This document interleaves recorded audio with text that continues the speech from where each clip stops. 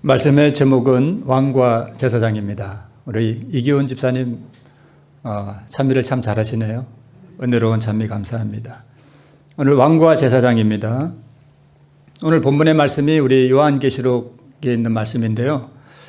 요한계시록에는 7이라는 숫자가 많이 나옵니다. 우리 7 교회에 관한 기별이 나오는데 7 교회의 내용은 교회의 내적 형편을 우리 말씀하고 있고 또 7 교회에 보내는 권면들이 기록되어 있습니다.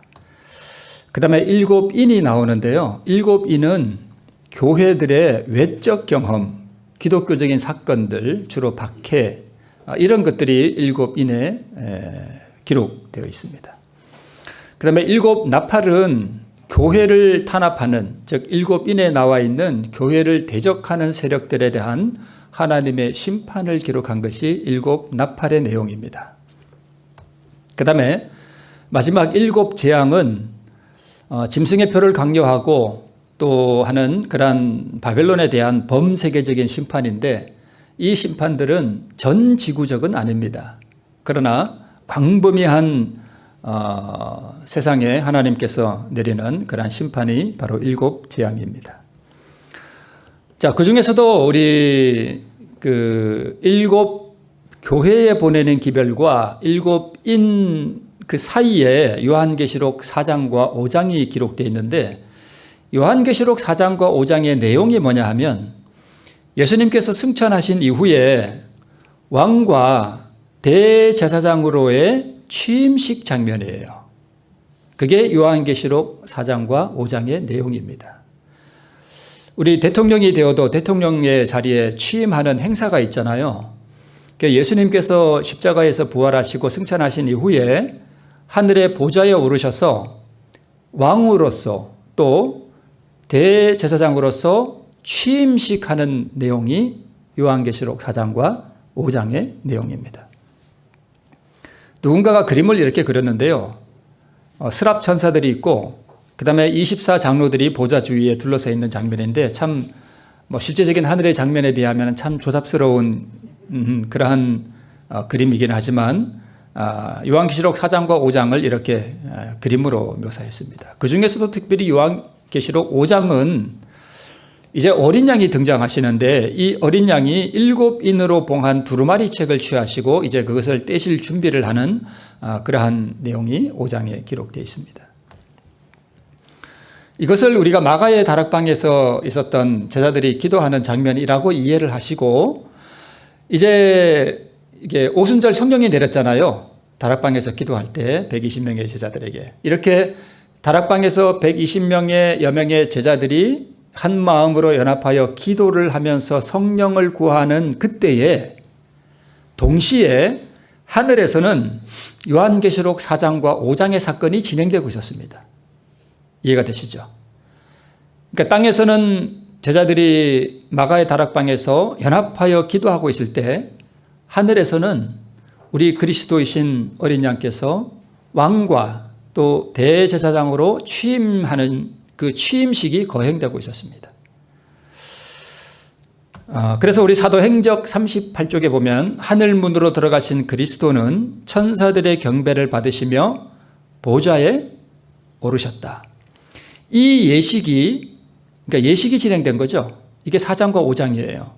이 예식이 마쳐지자마자 성령은 풍성하게 제자들에게 쏟아져 내렸다. 그러니까 오순절 성령이 임한 것은 하늘의 어린 양께서 왕과 대제사장으로서의 취임식이 끝났다는 그러한 신호였습니다. 그리고 그리스도께서는 과연 영원부터 아버지와 함께 가지셨던 모든 영광으로 영화롭게 되셨다. 이렇게 기록되어 있습니다. 여러분 이해가 되시죠? 네. 계속해서 오순절 성령 강림은 구주의 취임식이 끝났다는 하늘의 통고였다. 그러니까 우리 2000년 전에 오순절 성령 강림은 그때 하늘에서는 우리 어린 양께서 왕과 대제사장으로 취임식 하시는 그때와 동시에 일어났던 사건이구나 하는 것을 우리가 이해할 수 있습니다. 그분은 당신의 약속에 따라 하늘로부터 성령을 그의 제자들에게 보내셨는데 이것은 왕으로서 하늘과 땅의 모든 권세를 받은 분이요 따라서 그의 백성을 위해 기름 부음을 받은 분이시라는 증거였다. 그러니까 우리 예수님이 하늘에서 뭐가 되셨다고요? 왕과 제사장이 되셨다는 뜻입니다. 취임식을 하신 거예요. 그리고 그때 예수님이 기름 부음을 받으셨어요. 그 기름 부음이 떨어져서 어디로 내려온 거예요? 마가의 다락방으로 오순절 성령 강림으로 임했던 것입니다. 지상의 마가의 다락방에서 제자들이 연합하여 기도할 때 하늘에서는 계시록 4장과 5장의 취임식이 거행되고 있었습니다. 그리스도께서 하늘에서 왕과 제사장으로 취임하신 거예요. 즉 기름 부으심을 받았습니다. 그 기름이 땅으로 떨어졌습니다. 그래서 제자들에게 불의 혀같이 갈라지는 성령의 충만하심이 그때 임했었습니다. 우리 시편 133편 1절로 3절에 있는 이 말씀이 바로 이것을 예언한 거예요. 형제가 뭐하여? 연합하여 하나로 연합됐죠. 모든 죄들을 버리고 높아지고자 하는 것도 다 버리고 연합하여 동감이 어찌 그리 선하고 아름다운고 머리에 있는 보배로운 기름이 수염 곧 아론의 수염에 흘러서 그 옷깃까지 내림 같고 헐몬의 이슬이 시온의 산들의 내림 같도다. 거기서 여호와께서 복을 명하셨나니 곧 영생이로다. 이게 그때 말씀입니다. 자, 우리 아까 읽었던 말씀을 우리 다른 각도로 조금 볼게요. 하늘 문으로 들어가신 그리스도는 천사들의 경배를 받으시며 어디에 오르셨어요? 보좌에 오르셨어요. 왕으로서 또 제사장으로서 보좌에 오르셨습니다. 보좌에 오르셨어요. 자, 그런데 우리 7 교회에 보내는 하나님의 그 기별 가운데 특별히 마지막 라오디게아 교회에 주시는 그 기별 가운데 상급이 기록되어 있어요. 거기에 이렇게 기록되어 있습니다. 네. 글자를 잘 맞추는데 여기서 와서 하면 꼭 이렇게 뭔가 깨지네요. 좀 이해하시고 보시기 바랍니다. 자, 이기는 그에게는 내가 내 보좌에 함께 앉게 하여 주기를 내가 이기고 아버지 보좌에 함께 앉은 것과 같이 하리라. 좀 전에 보니까 예수님이 어디에 앉으셨어요? 보좌에 앉으셨어요. 누구의 보좌예요? 아버지의 보좌에 함께 앉으셨습니다. 그런데 라오디게아 교회에 주실 상급 가운데 보면 이기는 그에게는 내가 내 보좌에 함께 앉게 하여 주기를 내가 이기고 아버지 보좌에 함께 앉은 것과 같이 해주겠다는 놀라운 약속이 여기 기록되어 있습니다. 그래서 계시록 5장 5절을 보면 장로 중에 하나가 내게 말하되 울지 말라. 유대 지파의 사자 다윗의 뿌리가 뭐했으니요? 이겼으니 이 책과 그 7인을 떼시리라 하더라 하는 말씀이 기록되어 있습니다. 그러니까 그리스도께서 하늘의 아버지의 보좌에 앉으신 것은 그분이 뭐 하셨기 때문이에요? 이기셨기 때문에 그분이 거기에 앉으셨다고 이렇게 말씀하고 있습니다. 그래서 우리 이것도 다른 각도로 조금 보면 라오디게아 교회에 주실 상급을 보면 누구에게 이걸 주신다고요? 이기는 그에게는 내가 내 보좌에 함께 앉게 하여 주겠다. 여러분, 우리가 이기고 승리하고 하늘에 가면 우리가 어디에 앉게 되는가 하면 하나님의 보좌에 앉게 됩니다. 우리가 어디에 앉는다고요? 하나님의 보좌에 앉는데요. 이게 도대체 말이 되는 이야기입니까? 우리같이 죄 많은 인생을 하나님께서 그분의 의로 우리를 구원하셔서 하늘에 데려가시면 하나님께서 우리를 그분의 보좌에 앉게 해주신대요. 그래서 오늘 본문 가운데 보면 또 내가 보좌들을 보니 거기 뭐한 자들이 있어? 앉은 자들이 있어. 그러니까 예수님께서 승리하시고 아버지의 보좌에 앉은 것처럼 이기는 그에게는 내가 내 보좌에 함께 앉게 해주겠다는 그 약속이 계시록 20장 4절에서 지금 뭐 되고 있는 거예요? 성취되고 있는 거예요. 그래서 요한이 봤습니다. 또 내가 보좌들을 보니 거기 앉은 자들이 있습니다. 분명히 우리 가운데는 구원 얻은 이들이 있을 것이고 우리 가운데는 구원을 얻어서 하나님의 보좌에 앉는 분들이 반드시 있을 것입니다. 근데 왜 거기 앉는가 하면 그들이 하나님과 그리스도의 뭐가 돼요? 제사장이 돼요. 1000년 동안 그리스도로 더불어 왕노릇 하리라. 우리도 보좌에 앉는데 요한계시록 4장과 5장을 보니까 우리 그리스도께서 하늘의 보좌에 앉으시는 것은 왕과 대제사장으로 취임하셨어요. 우리도 구원 얻은 다음에 우리도 취임할 거예요. 우리도 취임식이 있을 거예요. 무엇으로 취임하는 거예요? 우리도 왕과 제사장으로 우리도 하늘에 올라가는 것입니다. 몇 년 동안요? 1000년 동안. 네. 자, 일요일 법령이 앞으로 있을 것이고요. 그리고 은혜의 시기 끝이 있을 것입니다. 그죠? 그리고 은혜의 시기 끝이 있으면 재림이 있고, 그 다음에 예수님께서 세 번째 이 땅에 다시 내려오시는 그러한 일들이 있을 것입니다. 그래서 은혜의 시기 끝과 이 재림 사이에 7재앙이 있을 거예요. 그죠?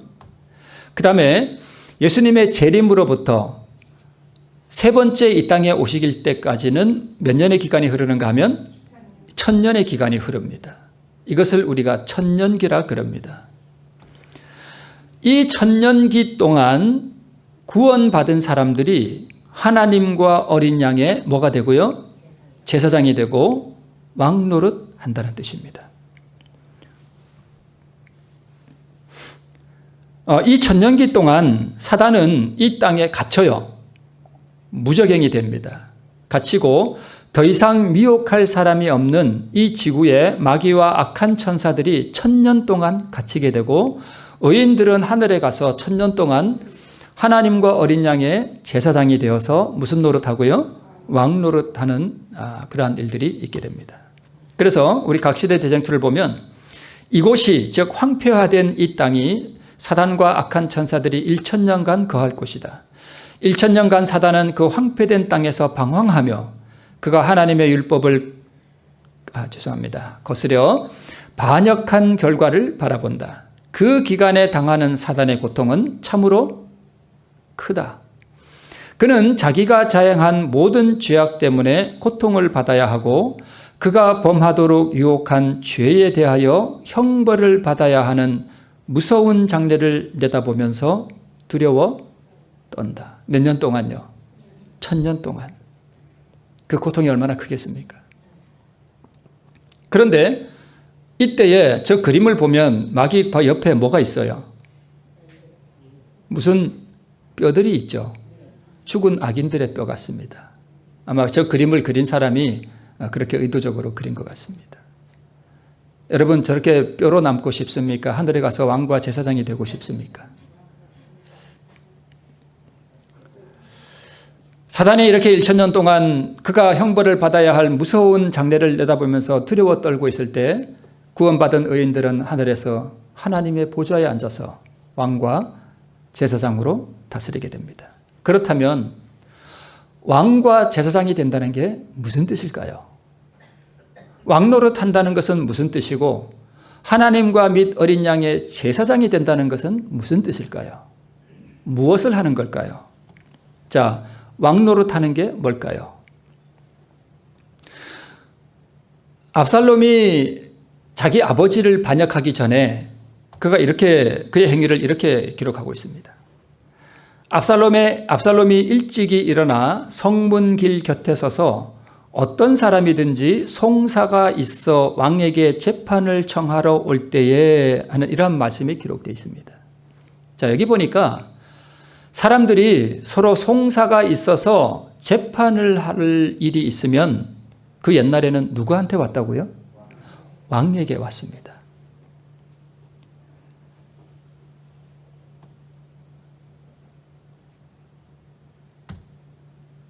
또 이르기를 내가 이 땅에서 뭐가 되고요? 재판관이 되고. 압살롬이 하는 말이에요. 압살롬이 내가 이 땅에서 재판관이 된다 하는 뜻은 자기가 뭐가 되겠다는 뜻이에요? 왕이 되겠다는 뜻입니다. 내가 이 땅에서 재판관이 되고 누구든지 송사나 재판할 일이 있어 내게로 오는 자에게 내가 공의 베풀기를 원하노라 하면서 사람들의 마음을 도둑질합니다. 성문에 앉아서 입구에 서서 성에 들어오는 사람들, 당신 뭔 일로 왔어요? 내가 이런 송사할 일이 있어서 왕에게 재판을 청하러 왔습니다. 왕에게 갈 필요 없어. 누가 해줄게? 내가 해줄게. 그러면서 백성들의 마음을 사로잡아요. 도적질해요. 자, 사무엘하 15장 6절을 보면 그래서 무릇 이스라엘 무리 중에 왕께 재판을 청하러 오는 자들에게 압살롬의 행함이 이 같아서 이스라엘 사람의 마음을 도적하니라 이렇게 기록되어 있습니다. 그 다음에 솔로몬이 왕이 된 다음에 구한 것이 있습니다. 여러분 이거 한번 볼게요. 누가 주의 이 많은 백성을 재판할 수 있사오리까? 지혜로운 마음을 종에게 주사 주의 백성을 재판하여 선악을 분별하게 하옵소서. 솔로몬이 이것을 구하매 그 말씀이 주의 마음에 맞았다라고 기록되어 있습니다. 솔로몬은 자기가 왕이 된 다음에 기브온에 가서 그가 기도할 때 꿈에 하나님께서 나타나서 내가 너에게 무엇을 주랴 그럴 때 솔로몬이 구한 것이 바로 이것입니다. 즉 이 이야기는 솔로몬의 생각에 왕이 되었을 때 가장 중요한 왕의 일이 뭐라고 생각하는 거예요? 재판하는 것입니다. 그게 왕의 가장 중요한 본분입니다. 선악을 분별하고 백성들의 송사를 재판하여 옳고 그름을 가리는 것을 왕이 해야 하는 가장 중요한 일로 봤습니다. 성경 말씀들을 비교해 보니까 그런가요? 네, 그렇습니다.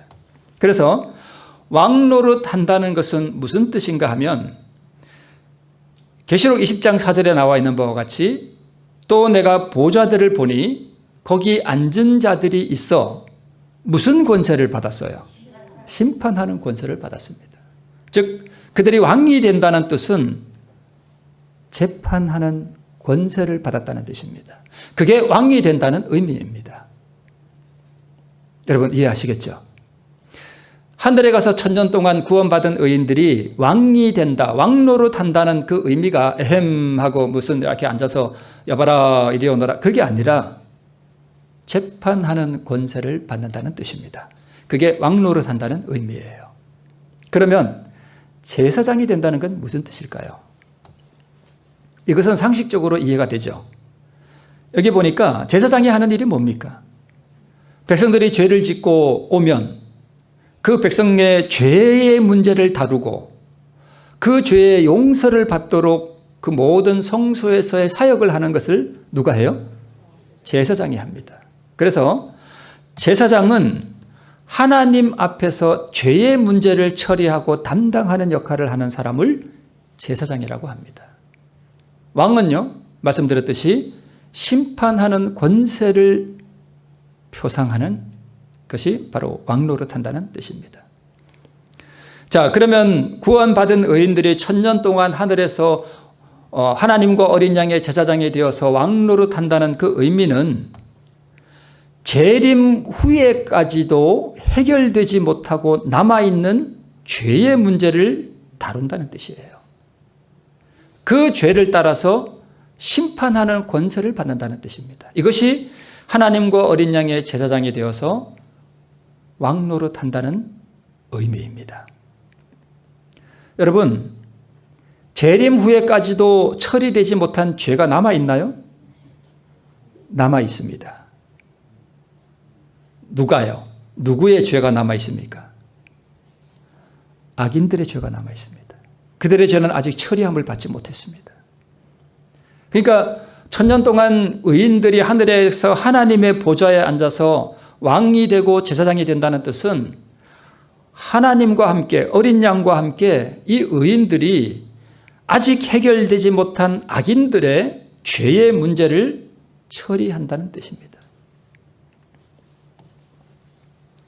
우리가 잘 알듯이 1844년 우리 예수님께서 지성소에 들어가심으로부터 시작된 것이 뭐냐 하면 조사심판입니다. 은혜의 끝이 이를 때까지 예수님께서는 의인들을 조사심판하셔요. 여러분, 우리가 빨리 죄를 하나님께 드리고 이 죄를 벗어버리지 않으면 하나님께서는 우리의 죄를 심판하시지 않습니다. 우리는 빨리 죄를 주님께 드려서 하나님께서 우리의 죄를 심판하시도록 해야 돼요. 그래서 하나님이 우리를 심판하신다는 것이 복음입니다. 그렇죠? 지금은 의인을 향한 이 조사심판은 누가 하셔요? 예수님이 하셔요. 자, 그런데 은혜의 기간이 끝나고 예수님께서 세 번째 이 땅에 오실 때까지 이 천년기 동안에는 누구를 조사심판하는가 하면 악인을 조사심판하셔요. 그리고 세 번째 예수님께서 예루살렘 성과 함께 이 땅에 오실 때 모든 악인들이 부활하죠. 이때 악인들을 향한 집행심판이 이루어집니다. 그렇죠? 이것을 우리가 흔히 지옥이라 그럽니다. 불에 소멸돼 버립니다. 그리고 하나님께서 이 땅을 새롭게 재창조하십니다. 그래서 조사심판을 통하여 죄를 이긴 의인들이 왕과 제사장이 되어서 악인들의 죄를 다루고 심판하는 권세를 받는다는 뜻이 바로 의인들이 하늘에서 하나님의 보좌에 앉아서 1000년 동안 하나님과 어린 양의 제사장이 되어서 왕노릇한다는 뜻입니다. 여기에 대한 성서적인 증거도 있습니다. 시편 149편 5절로부터 9절을 보면 이렇게 말씀되어 있습니다. 성도들은 영광 중에 즐거워하며, 여러분 이게 이 땅에서의 경험 같습니까? 하늘에서의 경험 같습니까? 하늘에서의 경험이에요. 성도들은 영광 중에 즐거워하며 그 입에는 하나님의 존영이요 그 수중에는 두 날 가진 칼이로다. 이것으로 열방에 보수하며 민족들을 벌하며 저희 왕들은 사슬로 저희 귀인은 철고랑으로 결박하고. 아까 마귀가 결박된 거 봤죠? 보셨죠? 자, 그 다음에 중요한 말씀이 있습니다. 무슨 판단대로요? 기록한 판단대로 저희에게 뭐 할지로다? 시행할지로다.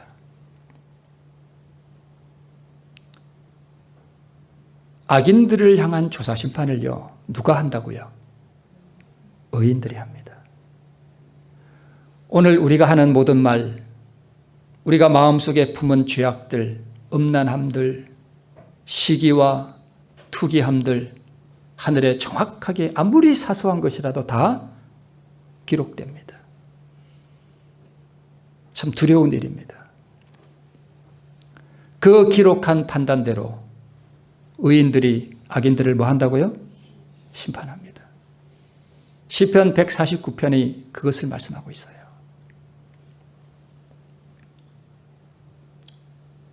성도들은 영광 중에 즐거워하며 하늘에서의 경험입니다. 기록한 판단대로 심판합니다. 살아남는 이들 416쪽에 그 다음에 나는 보좌들을 보았고 또 예수와 그 구원을 받은 성도들이 그 위에 앉아있는 것도 보았다. 성도들이 어디에 앉아있습니까? 하나님의 보좌에 앉아있습니다. 참 놀라운 일입니다. 성도들이 하나님 앞에서 제사장과 왕의 권세를 받아 다스리는 것을 보았다. 우리가 뭐가 된다고요? 제사장과 왕이 됩니다. 그리스도께서는 자기의 백성들과 함께 그 죽은 악인들의 모든 잘못을 그 행위에 따라 살피고 그 행실을 율법책과 하나님 말씀에 비추어 뭐 하셨다? 심판하셨다. 우리가 그리스도와 함께 악인들을 뭐 한다고요? 심판합니다. 그 후에 그들은 악인들이 행한 대로 반드시 받아야 할 형량을 결정하고 그 내용을 사망의 책에 있는 그들의 이름 아래 기록하였다. 사단과 그의 천사들도 예수와 그 성도들에게 심판을 받았다. 누구도 심판한다고요? 의인이요? 사단과 그 천사들도 성도들에 의해서 뭘 받아요? 심판을 받습니다. 자, 이 그림은 지도는 저기 그리스 나라가 있죠, 한가운데. 그리고 거기 보면 고린도라고 하는 도시가 있습니다.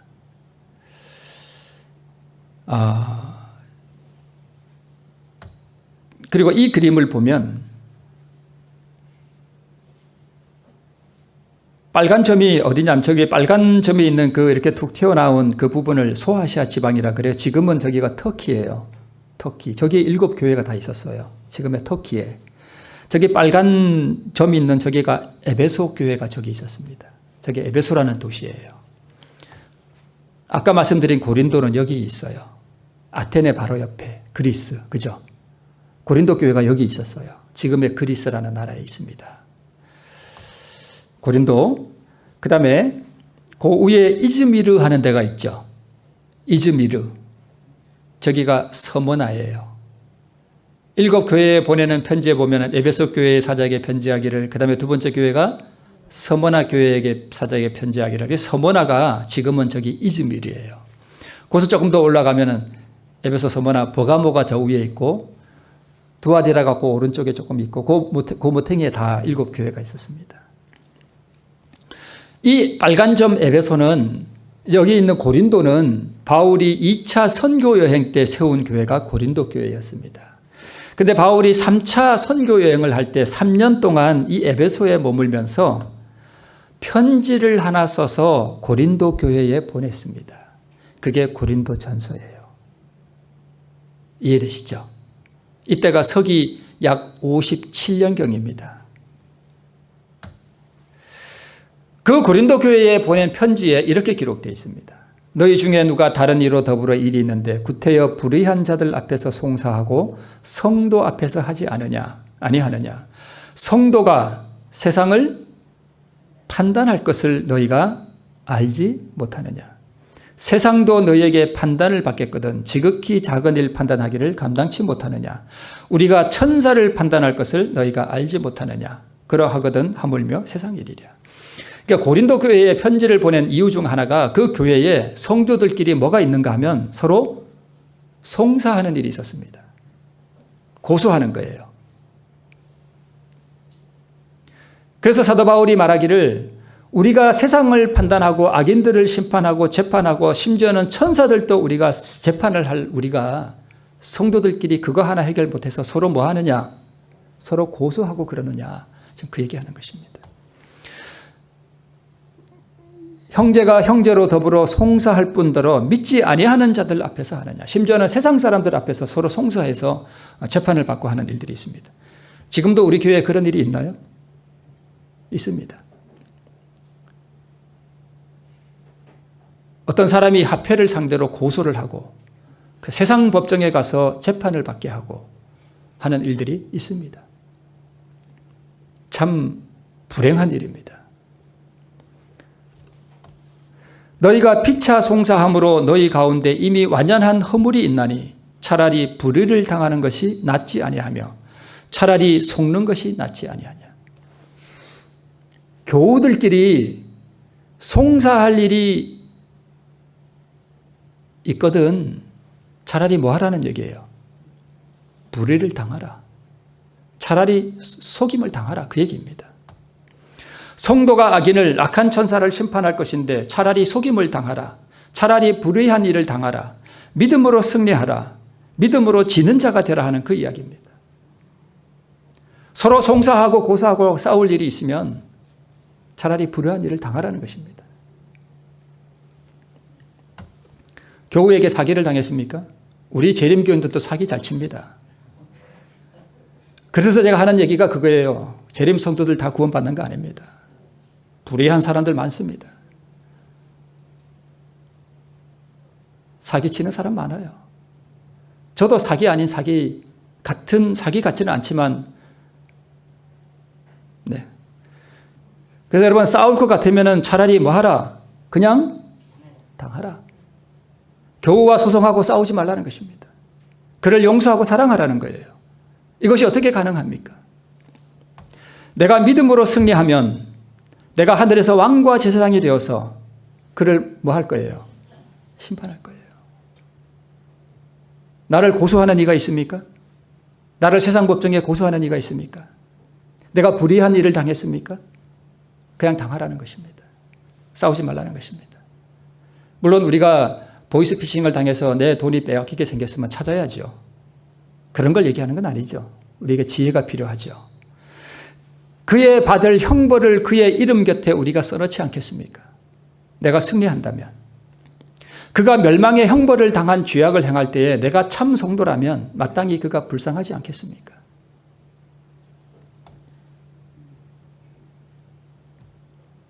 네, 꿈마는 학창시절 친하게 지냈던 친구들이라 하더라도 세월이 흘러 어른이 된 뒤에는 만나기가 쉽지 않죠.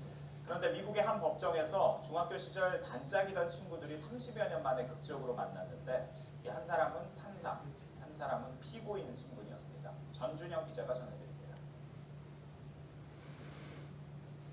미국 마이애미의 한 법정에 강도 혐의로 체포된 40대 남성이 들어섭니다. 여 판사는 피고인을 보자마자 미소를 짓더니 엉뚱한 질문을 던집니다. 부수 씨, 질문이 하나 있습니다. 네, 판사님. 혹시 노틸러스 중학교를 나오지 않았나요? 판사와 피고인은 중학교 시절 같은 반에서 친하게 지냈던 친구였습니다. 30여 년의 세월이 흘러 49살이 된 지금 전혀 다른 신분으로 만나게 된 겁니다. 판사 친구 앞에 선 피고인은 부끄러움에 눈물을 펑펑 흘리고 맙니다.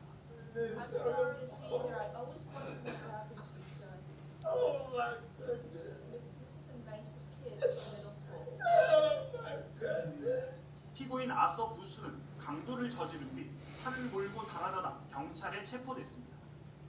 판사 친구가 기억하는 멋진 소년의 모습은 아니었습니다. He was the best kid in middle school. I used to play football with him and all the kids. And look what has happened. I'm so sorry. Oh my God. 법정에서 하염없이 울부짖는 옛 친구를 위해 판사는 애정어린 조언을 잊지 않았습니다. What's sad is how old he become. Oh my goodness. Good luck to you, sir. I hope you're able to come out of this okay and just lead a lawful life. 옛 친구에게 마지막 당부의 말을 전한 판사는 피고인에게 보석금 43,000달러, 우리 돈 4,800만 원을 내라고 판결했습니다. YT의 전준영입니다.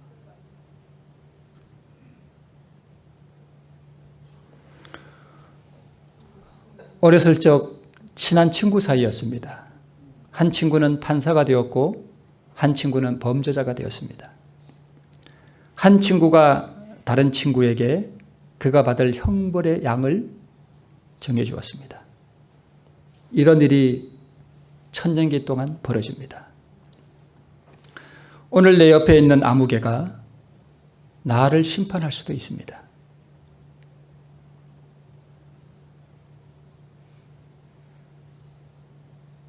이 영상의 다른 영상을 보면 이 판사가 4,800만 원의 보석금을 형량을 매기고 또 8개월인가 아마 형을 선언했습니다. 8개월의 형을 마치고 이 친구가 나올 때에 이 판사가 그를 따뜻하게 위로해 줬습니다. 그리고 그가 옳은 삶을 살 수 있도록 도와주었다고 합니다. 그러나 여러분, 성도가 악인을 심판할 때는 두 번 다시 기회가 없습니다. 누군가가 내 것을 빼앗아 갑니까? 여러분, 누군가가 내 것을 빼앗아 갑니까? 그냥 주십시오. 그냥 주세요. 누군가 내 것을 빼앗아 갑니까? 그냥 주세요. 내가 그 행위에 대해서 언젠가는 그를 뭐 할 거예요? 심판합니다. 이 그림은 스데반이 순교하는 그 장면을 그린 그림입니다. 하늘에서 지금 스데반에게 뭐가 지금 내려오고 있어요? 승리의 면류관이 상징적으로 지금 보이고 있고 그 옆에는 그를 돌로 치는 자들이 있습니다. 스데반을 돌로 친 자들은 누구에게 심판을 받겠습니까? 저는 분명히 제 생각일 뿐이지만 분명히 저는 생각하기를 스데반이 심판한다고 생각합니다. 왜 그런가 하면 우리가 전혀 모르는 사람을 심판하지는 않을 것 같아요. 왜냐하면 하늘에 가면 의문이 남아서는 안 됩니다. 내가 잘 아는 어떤 사람이 하늘에 안 왔어요. 그러면 그 사람을 누가 심판해야 합니까? 내가 해야 됩니다. 왜 그럴까요? 그가 왜 하늘에 못 왔는지를 내가 뭐 해야 돼요? 알아야 돼요. 한 점 의혹도 없어야 됩니다. 하나님이 공의롭다고 하는 사실을 그때 내가 알아야 돼요. 그래서 내가 저기 미국에 사는 어떤 아담을 내가 브라운이라는 사람을 내가 심판하기보다 내가 잘 아는 그 사람이 왜 이 하늘에 못 왔을까? 그 사람은 무슨 교회에서 큰 직분도 행사하고 권세가 있는 사람이었는데 그가 왜 못 왔을까? 그가 무슨 죄를 범했길래 못 왔을까? 기록된 모든 기록들을 펴놓고 그가 이래서 하늘에 못 왔구나. 그리고 그의 이름 옆에다가 그가 받을 형량을 우리가 써놓습니다. 그 판사가 자기 친구에게 형량을 매겼던 똑같은 일이 천년기 동안 벌어집니다. 우리가 어디서야 하겠습니까? 저희가 돌로 스데반을 치니 스데반이 부르짖어 가로되 주 예수여 내 영혼을 받으시옵소서 하고 무릎을 꿇고 크게 불러 가로되 주여 이 죄를 저들에게 돌리지 마옵소서. 이 말을 하고 자니라. 저는 이 말을 하고 이게 참 중요하다 생각해요. 이게 스데반의 마지막 유언이었습니다. 스데반의 마지막 유언은 자기를 돌로 치는 사람들에게 아버지여 이 죄를 저들에게 돌리지 말아 주옵소서. 그들을 위해 기도하고 있었습니다. 무엇이 생각납니까? 아버지여 저들의 죄를 사하여 주옵소서. 누군가가 내 것을 빼앗아 갈 때 여러분 송사하고 서로 고소하는 그냥 주시고 그냥 빼앗기는 게 낫습니다. 아버지여 그러고 나서 아버지여 저의 죄를 사하여 주옵소서. 그게 의인이에요. 우리가 이런 성품을 가진 사람들이 마지막 환난을 통과하게 됩니다. 왜 그런지 아셔요? 마지막에는 우리를 대적하는 사람들이 많이 일어날 거예요. 그때 우리가 이런 성품이 준비되지 않으면요, 우리를 여러분 전도하다가 우리를 대적하는 사람을 보면 뭐가 솟아오를까요? 지옥이나 떨어져라. 그런 감정이 솟아나올 수 있습니다. 그런 사람은 전도할 수 없어요. 앞으로 우리를 대적하는 사람요, 지옥이나 떨어져라 하는 이런 감정이 전혀 없는 정말 변화된 사람들을 통해서 하나님께서 역사하실 거예요. 그래서요, 우리는 스데반과 같은 그런 성품이 사실은 준비되어야 됩니다. 스데반이 성령에 충만하여 하늘을 우러러 주목하여 하나님의 영광과 및 예수께서 하나님 우편에 서신 것을 보고 말하되 보라 하늘이 열리고 인자가 하나님 우편에 서신 것을 보노라. 그 주위의 광경은 그의 눈에서 사라졌다. 여러분, 이게 마지막 때에 우리에게서 나타나야 할 하나의 현상이에요. 우리를 대적하는 사람, 돌을 치고 나를 때리는 사람, 이런 사람들이 우리 눈에 보이지 않는 이런 것들은 다 사라져버리고 그 눈이 하늘을 향하여 열려있는 그런 사람들이 마지막 시대에 필요합니다. 그리고 하늘문이 열리고 스데반은 하나님의 궁정의 영광과 또한 그리스도께서 당신의 이름을 위하여 순교를 당할 당신의 종을 붙들어 주시고자 보좌에서 일어서신 듯 계시는 것이 보였다. 이게 얼마나 아름다운 광경인가요? 내 것 뺏어가는 사람, 나를 대적하는 사람 다 내 눈앞에서 사라져버리고 누구만 보여요? 예수님만. 예수만 쳐다보세, 예수만 바라보세. 이게 참 얼마나 아름다워요. 나의 영원한 의가 되시는 그리스도만 보이는 그 주위의 광경은 그에게서 사라졌습니다. 누군가가 일그러진 얼굴로 나에게 돌을 던지거든 여러분 눈을 뜨세요. 나의 죽는 것을 기뻐하셔요. 주님께서는 얼마나 기뻐하시는지 몰라요. 내가 죽는 것을 선택하면 우리 주님께서 나를 붙들어 주시기 위해서 그 보좌에서 뭐 하셔요? 일어나셔요. 그걸 쳐다보세요, 여러분. 이 그림 아주 많이 보셨죠? 제가 여기다 뭐 하나 넣었어요. 저 투사가 마귀예요. 그렇죠? 마귀예요. 마귀가 저 소가 우리라고 생각하면 이 마귀가 뭐라 하는지 아세요? 소보고 여길 봐, 여기. 이걸 봐, 이거. 그러잖아요. 그죠? 이해가 되시죠? 네. 그리고 냈다 받아가지고 쓰러지면 뭐라 그래요? 어이쿠, 그렇지. 참 잘했어요. 저 투사 입 모양 보세요. 놀리는 것 같죠? 어이쿠, 그렇지. 잘했어, 잘했어. 여러분, 우리가 스데반은 저 망토가 다 사라졌어요. 그죠? 다 사라져 버렸습니다. 망토 안 쳐다봤어요. 다 사라져 버렸어요. 스데반은 성령이 충만했기 때문에 이 세상에서 자기를 대적하는 사람, 자기 생명을 뺏기 위해서 일그러진 얼굴로 돌을 들고 있는 사람들, 그게 너무 시시한 거예요. 왜요? 하늘의 영광을 봤으니까. 이 세상에 너무 하찮고 너무 시시해. 참 너무 허무한 것에 열중해서 돌을 들고 있는 그 사람들이 너무 하찮아서 그냥 고개를 들어버렸습니다. 그리고 하늘을 쳐다봤어요.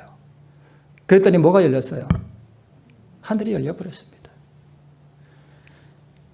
그리고 자기를 붙들어주기 위해서 보좌에서 일어서 계시는 주님을 보았습니다. 저 주님께서 어디에 앉아 계신 분이에요?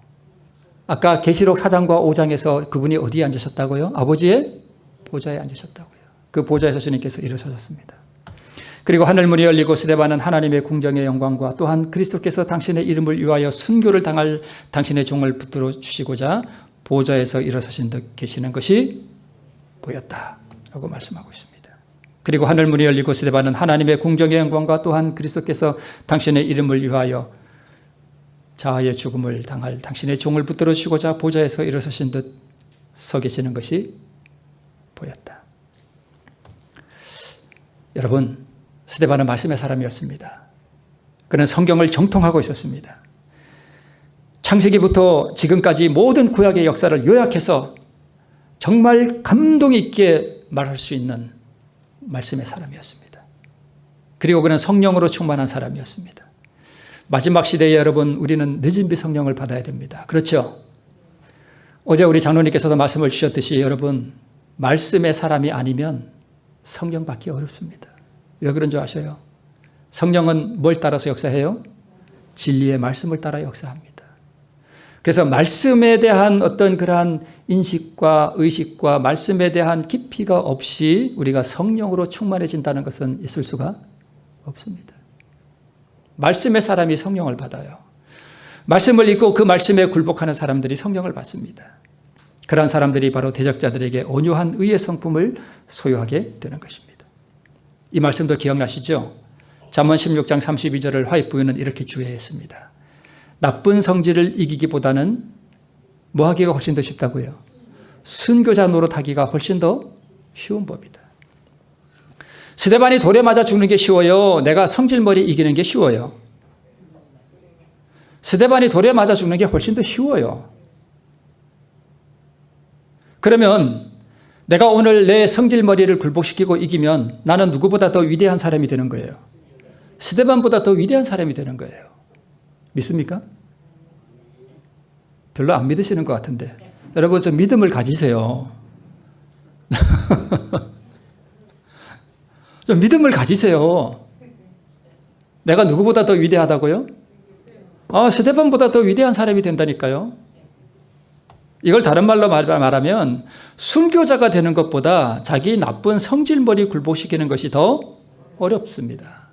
그러나 어렵지만 하나님께서 우리를 도와주십니다. 그렇죠?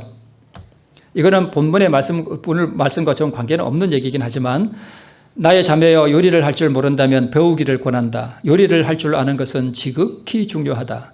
서투른 요리로 인해 잃어지는 영혼들이 의외로 많다. 서투른 요리는 질병과 나쁜 성질을 유발하며 내 남편이 좀 나쁜 성질을 가지고 있으면 그 부인의 책임도 좀 있어요. 왜요? 요리를 잘못해서 그래요. 근데 우리 주정교회 성도님들은 제가 집사님들이 몇 분이 저는 요리를 못해요. 그래서 진짜 못하는 줄 알았어요. 제가 와서 보니까 너무 잘하셔. 너무 잘하셔. 내 남편의 성질머리 나쁜 건 누구 책임이라고요? 내 책임이에요, 내 책임. 여러분, 나쁜 성질을 유발하며 신체를 혼란하게 하여 하늘 사물을 식별하지 못하게 한다. 내 남편의 영성이 없는 건 누구 책임이에요? 내 책임이야. 한 덩어리의 좋은 빵에는 많은 사람들이 생각하는 것 이상의 깊은 신앙이 담겨 있다. 여러분, 요리를 잘 하셔야 됩니다. 그래야 내 남편의 성질머리가 좋아집니다. 이거는 제가 그냥 가외로 좀 말씀드린 거예요. 여러분, 요리를 배우셔야 합니다. 그죠? 여러분들은 참 잘하시지만. 여러분은 스데반 같습니까? 이 늑대 같습니까?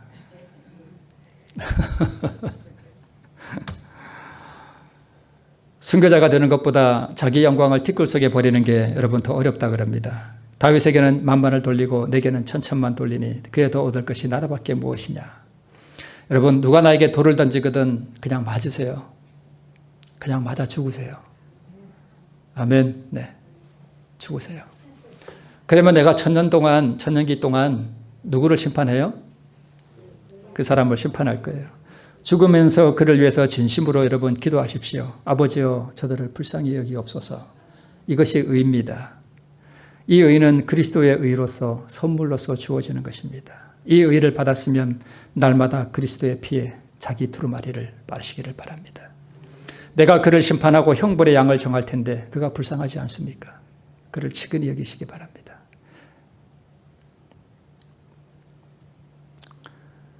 AD 34년에 스데반이 죽은 것은 이스라엘이 선민으로서의 위치를 잃어버리는 사건이었습니다. 그때 이 스데반의 그 아름다운 성품과 성경에 대한 지식과 그의 성령 충만함이 온 세상이 복음을 거절함으로 최종적으로 인치는 사건인 일요일 법령과 은혜의 시기 끝나는 사건이 한 번 더 있어야 됩니다.